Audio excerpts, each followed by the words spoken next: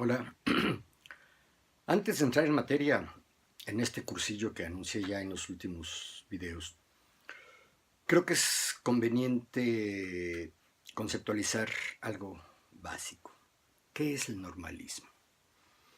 Porque finalmente, como mucho se dice y hoy vuelve a reiterarse pues esta especie de conflicto que se da entre universitarios y normalistas, en particular los alumnos, los egresados de la Universidad Pedagógica Nacional, o bien los egresados de las escuelas y facultades de pedagogía de las universidades, eh, parece ser que vieron con buenos ojos esta medida que se instauró en la anterior reforma educativa, la de Peña Nieto, donde a todo el mundo que quisiera entrar a dar clases a una escuela de nivel básico, estamos hablando de escuelas de preescolar, escuelas de primaria, escuelas de secundaria, escuelas de educación especial, e incluso probablemente hasta escuelas de nivel que le llaman medios superiores, es decir, bachillerato, lo que se estudia después de la secundaria, que se les tendría que hacer un examen de ingreso. Como muchos sabrán, tal vez los más jóvenes no lo sepan, durante décadas las escuelas normales a la hora de titularte te daban también tu plaza.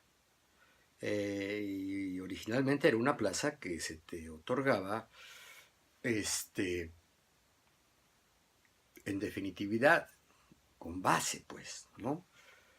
Y era realmente, sí, un trato privilegiado. Los maestros pensamos que es un trato bien merecido por la importancia fundamental de la actividad educativa que ejerce el maestro. Para otros sectores no era así. Para otros sectores era un privilegio inmerecido. Es cierto que muchas veces se colaban, vaya, no se colaban, lograban su plaza, maestros pues más o menos buenos, más o menos malos. En la filosofía del sexenio anterior, se pensó que un examen o una serie de exámenes resolvería todo, ¿no? Lo cual tampoco resultó así. Este, pero bueno, esa es otra historia. El asunto es saber qué es el normalismo y no saberlo tanto en términos, digamos, jurídicos o en términos organizativo-administrativos o en términos incluso lexicológicos, semánticos, es decir, de diccionario, ¿no? Este, hace muchos años yo me ocupé de buscar una idea del normalismo que fuera acorde con las finalidades históricas, con las finalidades de la mejora de la sociedad a través del proceso educativo. Porque pues, los pleitos eran intensos, como parece ser que los debates ahora vuelven a ser intensos, por esta demanda que trae la Coordinadora Nacional de Trabajadores de la Educación para que se haga realidad algo que incluso tengo entendido, lo mencionó tanto el presidente López Obrador como algunos de los legisladores y también el secretario de Educación Pública, que egresando de las normales a los maestros egresados se les otorgaría la plaza. Hay déficit de maestros en México. Sí hay muchos maestros, pero todavía faltan. Y si la expansión escolar prometida por el presidente va a ser realidad, pues van a hacer falta más. ¿Serán capaces las escuelas normales de generar toda esta cantidad de maestros? Han ustedes de saber que las escuelas normales, precisamente por las políticas educativas del neoliberalismo, empezaron a tener una merma, una baja muy importante en los aspirantes. Por ejemplo, la escuela en donde yo trabajé, si no tengo mal los datos, llegó un momento por ahí de los 80, ¿no? Finales de los 80 en que llegó a tener 1,200 alumnos. Impartía 6 licenciaturas, 2 de ellas tenían doble grupo en cada generación, y esto en cada turno, ¿no? Y tengo entendido que hoy la escuela apenas llega a los 300 alumnos, ¿no? En fin, hay pocos aspirantes a la carrera magisterial porque pues ya no ofrece grandes beneficios económicos por un lado, y por otro lado pues porque está muy desprestigiado el magisterio por estas campañas que arrancaron desde hace mucho, que arrancaron por lo menos desde el Salinato, desde el sexenio de Salinas de Gortari. En ese entonces, Gilberto Guevara Niebla, hoy subsecretario, no me acuerdo de qué, creo que es subsecretario de Educación Básica, ¿no? Ya había sido subsecretario de Educación Básica precisamente con Salinas de Gortari. Y antes de ser subsecretario, él publicó un par de libros. Uno que se llamaba La catástrofe silenciosa y se refería a la educación, ¿no? México estaba al borde de una catástrofe silenciosa por la muy mala educación. ¿Quién era el culpable? El magisterio. El magisterio por su falta de profesionalidad, por su escaso dominio científico, por su bajo nivel académico, pues. Y también publicó otro libro que se llamaba México, país de reprobados. No eran ensayos, eran investigaciones serias, donde él si no mal recuerdo, sobre todo para México, país de reprobados, se dedicó a aplicar un examen de conocimientos, de los conocimientos básicos de la primaria, a maestros y alumnos de primaria, y pues resulta que siempre salíamos bajos. De ahí en adelante vinieron las pruebas estandarizadas, muchísimas, fue una larga sucesión de pruebas estandarizadas que se les aplicaban a los alumnos, y también los resultados eran bajos, ¿no? Sin embargo, aquí estamos los mexicanos, tenemos logros, tenemos fracasos, sí, somos una sociedad complicada, sí, pero ni llegó la catástrofe por vía educativa, ni tampoco se puede pensar que seamos un país de reprobados, porque incluso el término reprobación es raro. En fin. Entonces, yo me pregunté en algún momento, ¿qué es el normalismo realmente? ¿De verdad son los maestros los culpables? ¿Son las escuelas las culpables? ¿Es el sistema educativo, más bien dicho, correctamente dicho, el sistema escolar? ¿O hay otros factores por allí? Evidentemente yo me quedé con esta última pregunta, o sea, el problema educativo en México es multifactorial, tiene muchas causas, pues. Y creo que una de ellas, que es en donde me gusta desempeñarme a mí, tiene que ver con el concepto, precisamente, de normalismo. En aquellos años yo me ocupé de escribir y me publicaron este ensayito que se llama La misión cultural del normalismo. Y ahí arranco yo precisamente conceptuando qué es el normalismo, y yo propongo un concepto de normalismo que pretende ser, ahora sí, incluyente. ¿eh? Y me basé en la interpretación que hice de los distintos conceptos de normalismo que yo había detectado en el habla cotidiana, en los documentos oficiales, en los distintos usos, pues, de la palabra normalismo. En general, cuando se habla de normalismo se refiere a la serie de acontecimientos, de fenómenos, de actividades, de productos que emanan o que tienen que ver con las escuelas formadoras de maestros, con las escuelas normales. Sin embargo, esto no es suficiente, porque de pronto hay, por supuesto, las personas que egresan de las escuelas normales sí se identifican y se autocalifican y son conocidos como normalistas. Incluso se habla de maestros normalistas y maestros no normalistas, ¿no? Los pleitos entre los egos, los narcisos entre estos son intensos. Pero no es cierto, porque finalmente hay maestros normalistas que no lo parecen, que no traen, digamos, ese espíritu del profesorado, el normalismo, ¿no? Que agarran a la escuela normal como un trampolín para hacerse de una chambita aparentemente fácil y pronta, y luego brincan a estudiar otras cosas y a ocuparse de otras cosas, ¿no? ¿Son normalistas? Esa es la gran pregunta, ¿no? El clásico caso del tipo que termina su escuela normal y se va a estudiar un posgrado en una universidad, ¿no? Y se dedica a ejercer su posgrado, no la carrera que estudió como normalista.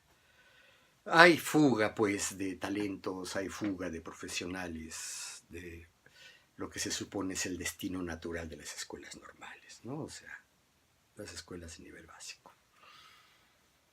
Entonces, ahí hay un primer concepto que propongo, al que le llamo el normalista por filiación institucional. ¿Por qué filiación? Filio tiene que ver con hijo, ¿no? Es un hijo, es un alguien que tiene como su alma mater, ¿no? O sea, la escuela de donde procede, a una escuela normal. Pero muchos de ellos no se ocupan de la educación básica, ¿no? Y si se ocupan a veces pues de mala gana. La mayoría no, la mayoría sí se queda a trabajar en sus escuelas de destino, en su primaria, en su secundaria, en su kinder, qué sé yo, y se jubilan, ¿no? Y esos sí son normalistas por filiación institucional, pero además por adscripción administrativa. Ese es un segundo concepto, el normalista por adscripción administrativa. ¿Cuál es este? El que por alguna razón está dando clases, sobre todo en secundarias, ahora cada vez más en primarias y también mucho en el nivel preescolar, educación inicial, desde los lactantes, los maternales, hasta los preescolares, ¿no? Porque estos niveles llegan muchos profesionales, ¿no? El profesor de biología de secundaria a veces es un biólogo, no es un maestro, es decir, no estudió para maestro, estudió para ser biólogo. Lo mismo pasa a veces con los matemáticos, con los de educación, perdón, de la materia física, química, español, historia, ¿no? Son especialistas universitarios de esas materias, pero están trabajando en escuelas del nivel básico y del sector público muchas veces. Ellos también son a veces catalogados como normalistas porque trabajan para una de las escuelas del nivel básico. Esto sucede sobre todo en primarias. Otros profesionales, ya no solo maestros, personal administrativo, personal de intendencia, dice que le llaman ahora de apoyo, ¿no? Trabajadores manuales, pues, al servicio de algunas escuelas, cuando trabajan en las escuelas normales, se consideran a sí mismos normalistas. Entonces, fíjense, este también es por adscripción administrativa. Si yo trabajo en una escuela normal, pues soy normalista, ¿no? No se puede negar. Sin embargo, hay muchos otros que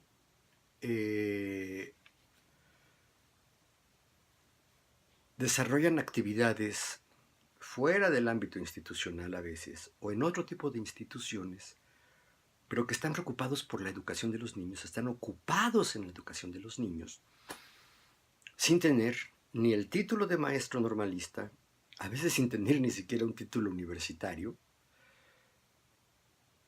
y tienen ese sentido trascendente de su labor. ¿Por qué le digo sentido trascendente? Porque saben que, como se dijo recientemente, los alumnos de hoy serán los adultos del mañana, probablemente los profesionistas del mañana. ¿no?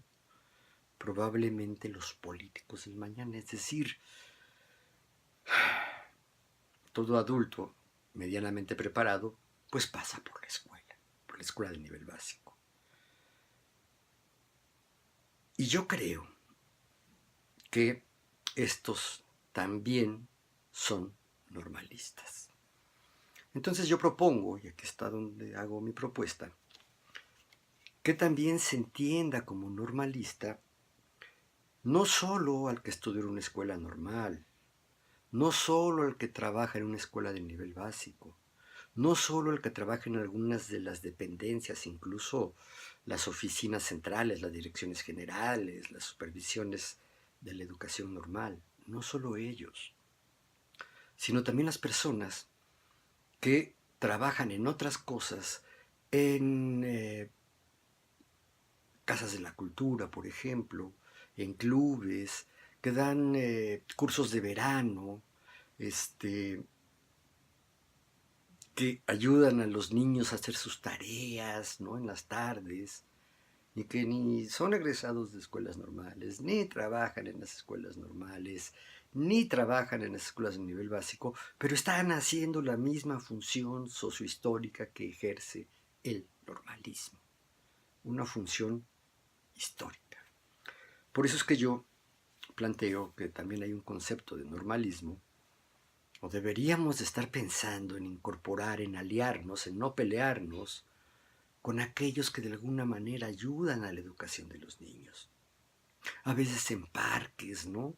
¿Qué les digo yo? Me viene a la cabeza estas personas que trabajan en estos museos para niños como el Papalote, por ejemplo, o el Universum de la UNAM, ¿no? En estos museos donde está prohibido no tocar, ¿no? Que son museos interactivos y que claro, las actividades de esos niños son monitoreadas por personas pues, que se encargan de enseñarles a los niños cómo manipular una pintura, cómo hacer experimentos de física elemental, por ejemplo. Esto pasa mucho en el Universum y también en el Museo del Papalote. Y tengo entendido que en distintas ciudades de la República hay museos de este tipo.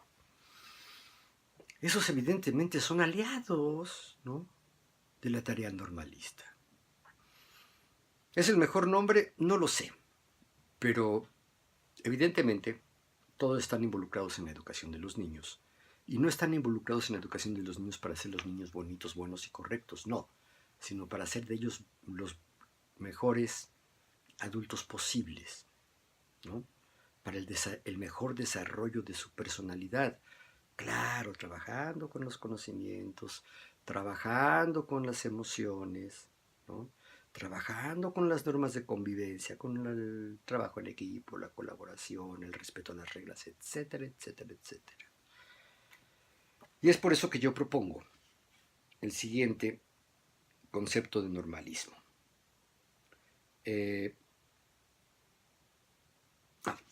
Enfatizo, los primeros tres conceptos son conceptos excluyentes, son los que pelean, ¿no? Yo sí soy normalista porque yo egresé de una escuela normal, ¿no? Y tú no, tú eres universitario. O al revés, ¿no? Yo sí soy normalista porque trabajo en la Dirección General de Educación Normal. Y los demás no son normalistas, ¿no? Hay conflictos, hay pleitos. Por eso es que yo invito, esto es una invitación, esto es una propuesta. Y es el concepto que yo tengo, y es el concepto que creo valdría la pena empezar a trabajar, convencernos un poco de esto. Les leo lo que escribí ya hace muchos años. Dice, finalmente, hay quienes definen al normalismo por el compromiso histórico. Con este criterio, se identifica como normalista al sujeto que por cualquier razón o circunstancia participa en acciones educativas institucionales, oficiales o no, que tienden al desarrollo óptimo de la educación escolar básica. Se trabaje o no en una escuela normal o en una de nivel básico, se haya egresado o no de una escuela normal, desde este punto de vista, todo el que se ocupe y se preocupe por el buen desarrollo de la educación básica puede ser considerado como normalista.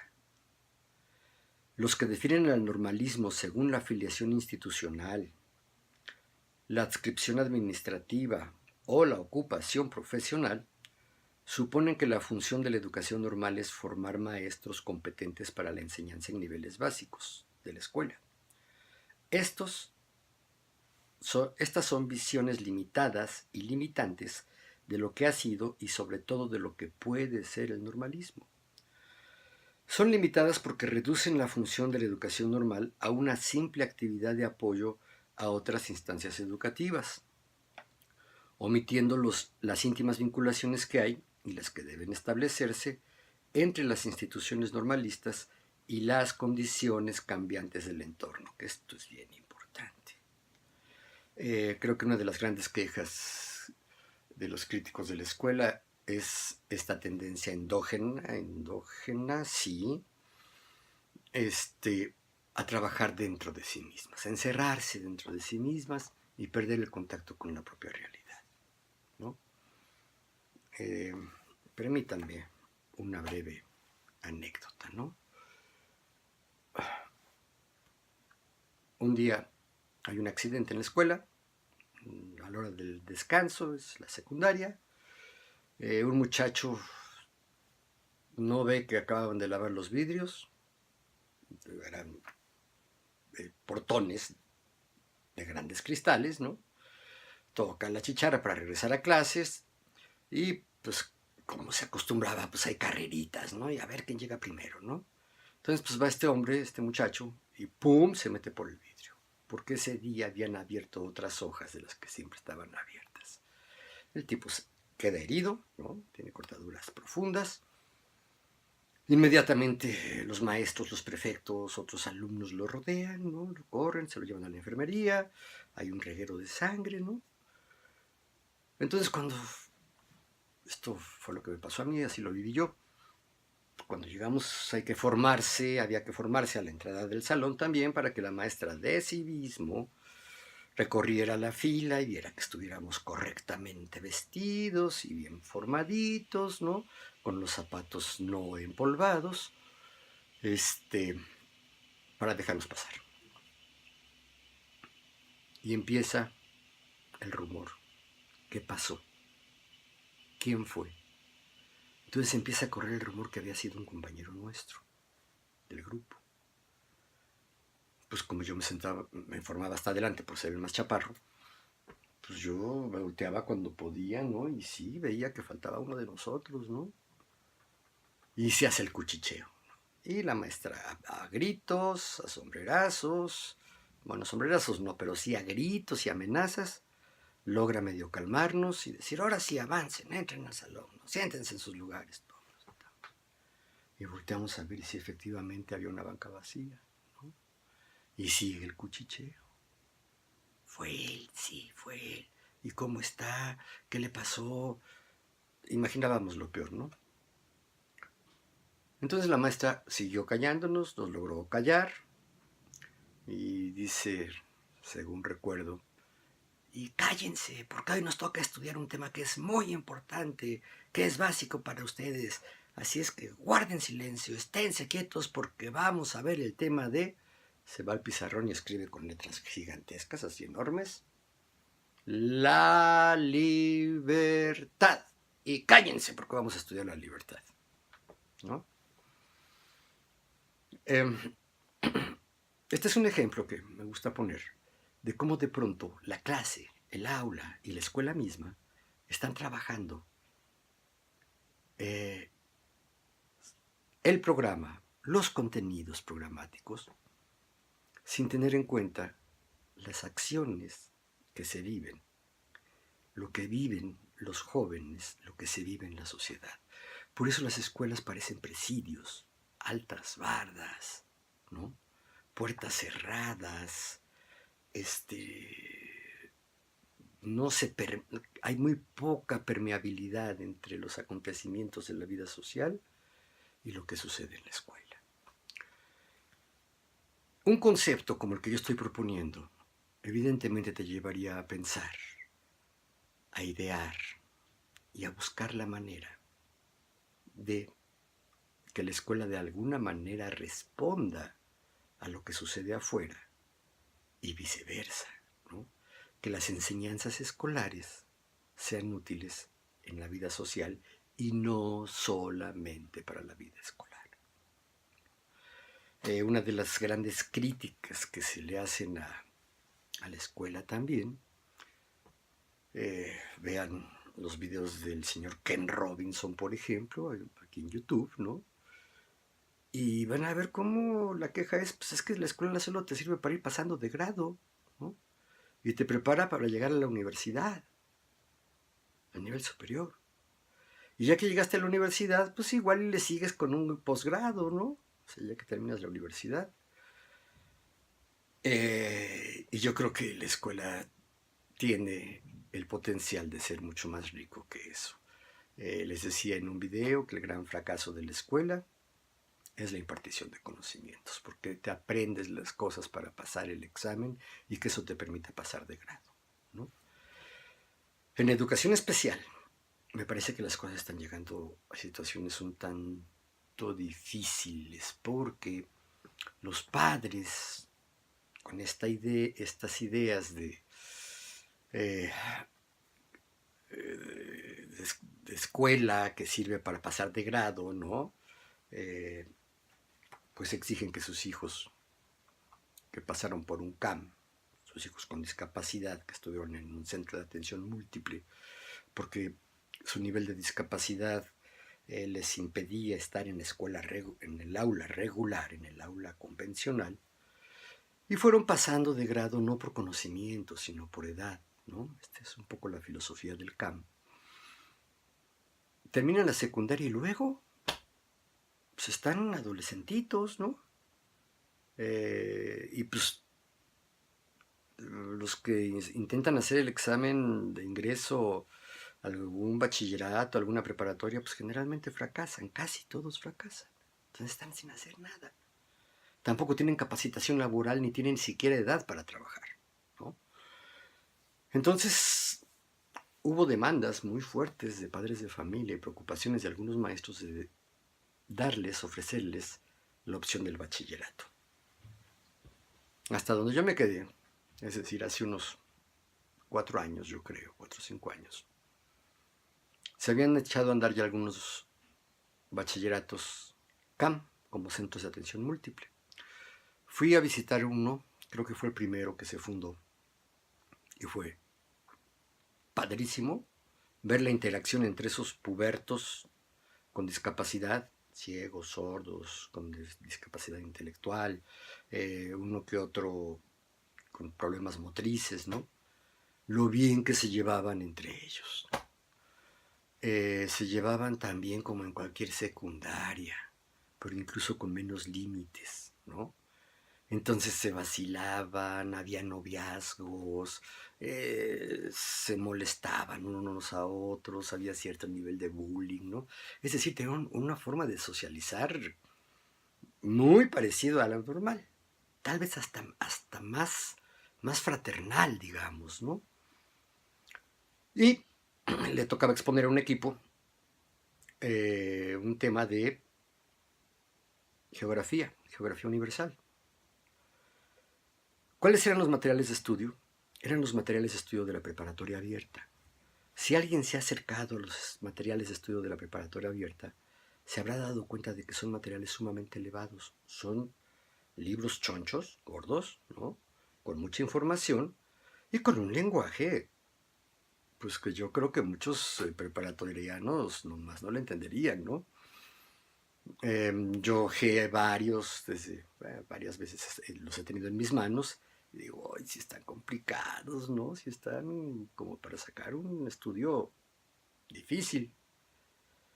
Y claro, cuando ya se supone que ya leíste los libros, que ya resolviste las guías de estudio, pues te presentas a un examen, ¿no? De esos conocimientos basados en esos libros. Eh, sé de gente que ha hecho así su preparatoria. Han tardado porque leerse esos libros no está fácil. Pero en esa escuela la cosa estaba terrible, porque eran 50 alumnos, trabajaban no con maestros, sino con voluntarios, eran unos pasantes de psicología, unos administradores recién egresados, ¿no? Que hacían su mejor esfuerzo, tenían buena interacción con los alumnos, pero pues evidentemente no estaban preparados para ser maestros. Y la directora me dice, maestro, no sé cómo nos puedan ayudar desde la normal, porque el gran problema que tenemos es que ya hicimos un primer examen, ¿no? Todos se fueron estudiando al unísono una primera materia, no me acuerdo cuál. Terminamos el libro, terminamos el ciclo, ¿no? Solicitamos el examen, lo presentamos y uno pasó esa materia. Y si no mal recuerdo, hay una versión abreviada de la preparatoria abierta que consiste de 25 asignaturas. Entonces dije, híjole, un semestre estudiando una asignatura para tener 49 reprobados y solo un aprobado. Estos muchachos reprobados tenían que volver a hacer el examen. Y los exámenes también se programan, creo que cada semestre o cada trimestre. Entonces tendrían que esperarse hasta no sé cuándo, volver a estudiar, repasar lo que no habían podido resolver para poder pasar una asignatura. En el mejor de los casos, una asignatura por semestre. ¿Para qué? ¿Cuánto tiempo? ¿Y luego? ¿A estudiar una carrera universitaria? Porque fíjense lo que significa la palabra preparatoria. Es una institución que te prepara, pero ¿te prepara para qué? Para ingresar a la universidad. Nada más. Nada más. Las opciones de capacitación laboral que se da a ese nivel, en el nivel bachillerato, en este país son muy reducidas, ¿no? Y están muy desprestigiadas. Uno de ellos, por ejemplo, es el CONALEP, ¿no? El Consejo Nacional de Profesionales Técnicos, creo que significa eso, las siglas CONALEP. Y están desprestigiadísimas, ¿no? Ustedes creo que lo deben de saber. Se ofenden entre los jóvenes diciendo, ay, pareces el CONALEP, ¿no? Y el CONALEP podría ser una maravillosa opción, porque a lo mejor estas personas, pues que les cuesta trabajo el conocimiento de la historia, de la física, de la química, de la geografía, de la trigonometría, del cálculo diferencial, del álgebra, ¿no? A lo mejor sí pueden entrenarse para hacer un oficio noble, el que quieran, albañil, plomero, carpintero, herrero, panadero, qué sé yo, y tener una salida laboral que les permita más o menos vivir autónomamente, tener cierta autosuficiencia económica o contribuir al ingreso del hogar. Y creo que esta sería una mucho mejor opción. Pero algo sucede con la legislación, yo no me meto mucho a eso, que no hay manera, no ha habido manera, no se ha encontrado la manera de tener estas salidas intermedias. Y casi todo el mundo, casi todos los que piensan en el normalismo como filiación institucional, como adscripción administrativa o como ocupación profesional, casi todos, siguen pensando a la escuela como un escalafón, como una escalera que te lleva directamente a la universidad. Híjole, y a lo mejor si tú trabajas intercambiando con el promotor cultural, con el animador de fiestas infantiles, con el que hace tallercitos en los parques los sábados y domingos para que los niños vayan y aprendan a moldear. A lo mejor el intercambio con esta gente nos lleva a pensar en otras cosas. No solo a nosotros, a los padres de familia, cuando los hay, ¿no? O al tutor, o al tío que cuida y cría a ese niño, ¿no? Yo quiero decir que sí, el normalismo, en particular la esencia del normalismo, es decir, el que sí estudia para maestro de educación básica, tiene sobre todo una misión cultural y no solamente una misión cognitiva. Esto de bombardear a los maestros con asuntos del conocimiento lo limita, porque le quita tiempo para que se ocupe de otras cosas, incluyendo la cosa recreativa.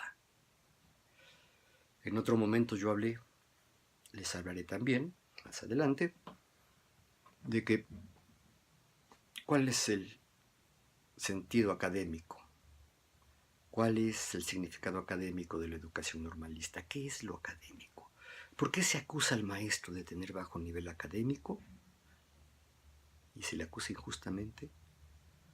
Les voy a hablar de ello. Y también tiene que ver con este libro, ¿no? Porque yo sostengo en este libro, más adelante, no es un libro, es un cuadernito de 60 páginas, ¿no? Que el magisterio, ya hablo del magisterio, ya hablo del normalismo, sino el magisterio, ha sido el gremio, la profesión con mayor calidad académica, con mayor capacidad académica en este país. Porque si este país salió del analfabetismo, que no hemos salido del todo, pero ya los niveles de analfabetismo son mucho menores de cómo eran cuando empieza a haber formación de maestros, pues fueron los maestros quienes le han enseñado por lo menos las operaciones aritméticas fundamentales a la inmensa mayoría de la población desde hace décadas, los maestros. ¿Quién ha difundido el sentido de nacionalismo, de que México es un solo país y que es tricolor y que odiamos a Macio Sare, ¿no? Los maestros, ¿no? Entonces, esta capacidad de generalizar y de socializar conocimientos y valores asociados a esos conocimientos, los maestros. Díganme otro. No hay. Entonces creo que estos dos elementos, este sería un segundo elemento que abundaré más en otro video, saber que tienes un compromiso histórico, ¿no? Tu labor como maestro en la escuela, con los niños, con los adolescentes y hasta con los jóvenes, no es tanto para que se aprendan el programa, sino para hacer de ellos mejores personas. No para ahorita, sí para ahorita, pero sobre todo pensando en el futuro. Todo aquel que trabaja, que dedica su esfuerzo en el mejoramiento del futuro de la sociedad mexicana a través de procesos educativos, podría considerarse normalista. Yo creo que es el verdadero normalismo. Ahí queda debate. Por favor, si les interesó, si les causó ruido, pónganle un like, por favor, a este video. Háganme comentarios si quieren. Solo he recibido comentarios de educación especial hoy. Pero creo que hay mucho que comentar. Creo que es útil. Si les gustó el video, compártanlo. Creo que estos son elementos que contribuyen a construir la identidad del magisterio. Otro elemento. Aquí también, y lo voy a tocar también, señalo por qué el maestro no debe considerarse docente. Aquí coincido con el maestro Quiles, no sé si por los mismos criterios, pero yo creo que la idea de docencia es una idea que proviene del discurso universitario y que en cambio la palabra maestro o la palabra profesor sí es propio del normalismo. Pero son pues dos asuntos que quedan pendientes y que me parece que son importantes en este cursillo de ociología de la educación especial. En eso quedamos. Nos vemos.